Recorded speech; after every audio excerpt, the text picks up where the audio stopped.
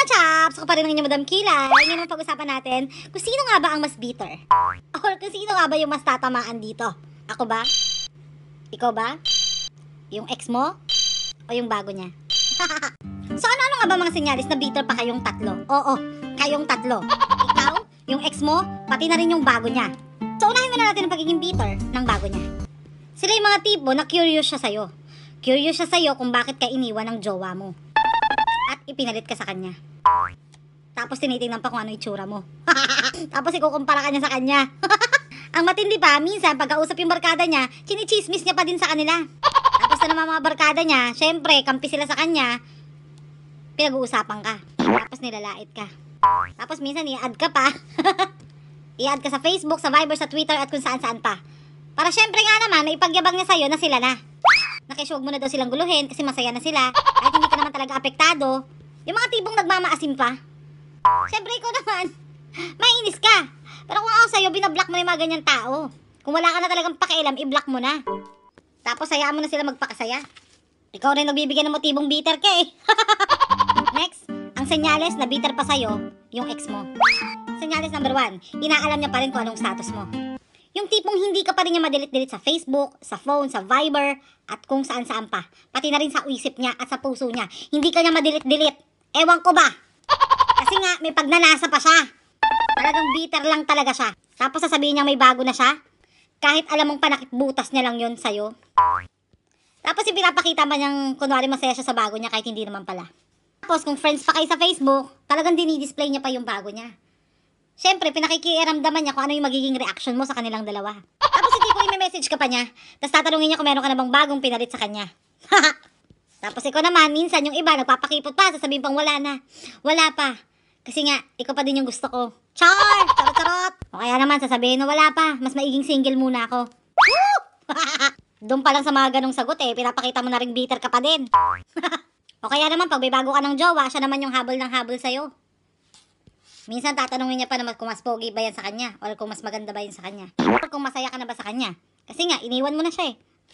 Yung tipong naghahangad pa siya na magkabalikan kayo ulit. Pero ayaw mo na. Yung talagang nagiging bitter na siya talaga. And last but not the least, ang senyales na bitter ka pa sa ex mo. Yung gwapong-gwapo ka o gandang-ganda ka sa kanya noon. Pero, nung nag-break kayo, pangit na siya sa paningin mo ngayon. Pangit mo? Pangit mo, mukha kang kiti-kiti. Ayop kang pangit mo. Kaya, kadiri. Dugyot. Bitter ka nga. Kung nilalait mo, pati yung bago niya ngayon. Yak, yung jowa, mukhang pokpok. Alam mo, napakaganda. Mukhang kukulam, bagay kayo magsama, pareho kayong aswang. Tapos yung senyales na bitter ka pag gusto mong gumante. Yung feeling mo naka-move on ka na pero hindi pa pala. Pag ako talaga gumanda, naku, huyo kayo sa akin. Pag ako pumayat, huyo kayong dalawa sa akin, mapunyeta kayo. Nagigigil ako eh. Mas maganda pa ako, my God. Ang ganda-ganda ko. Haba ng uso, kapal yung labi. Mukhang kabayo. Pango pa yung ilong, sarap. Mas maganda pa ako, mukhang libagin pa. Daming keme. Parang dami-daming kamot sa katawan, tapos dami-daming langib. Kasi nga, gigil na gigil ka pag nakikita mo silang masaya. Mapunyeta ka, nagigigil ako. Bagay kayo magsama, pares kayong dugyot. Kasi mapangit. Nagigil. Tapos yung tipong mararamdaman mong bitter ka, na pati ibang couple, dinadamay mo sa kabitiran mo.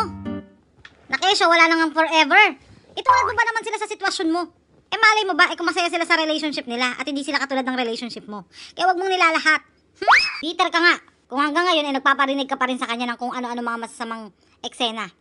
Kahit hindi ka na kanya pinapansin nagpapaka-bitter ka pa din, papampam ka pa din Yung tipong kahit wala na siyang pakialam sa'yo, sige ka pa din. Talagang magngat-ngat ka na ng ampalaya. Dahil wala nang lunas yung kabitiran mo. Yung tipong lahat na lang ng post mo, ipatama mo sa kanya kahit wala na siyang pakialam. Siyempre, para makahanap ka ng karamay at simpatsya. Just move on, move on.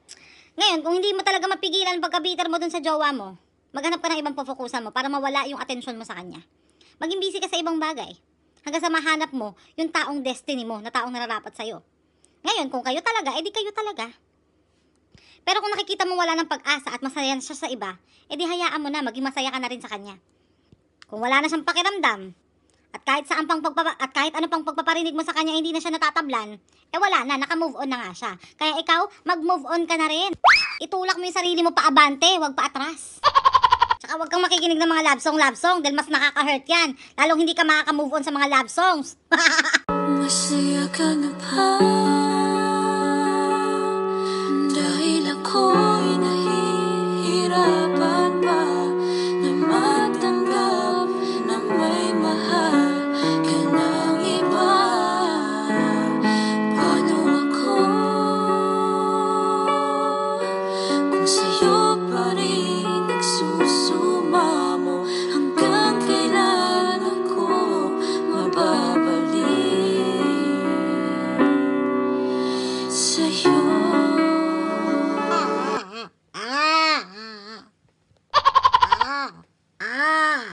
Pero kung wala kang pakialam sa topic ko ngayon, at talagang ayaw mo pa rin talaga mag-move on, or naka-move on ka na, bilangin mo tong tibok ng kilay ko. Baka sakali maka-move on ka dito. Dahil kilay is life.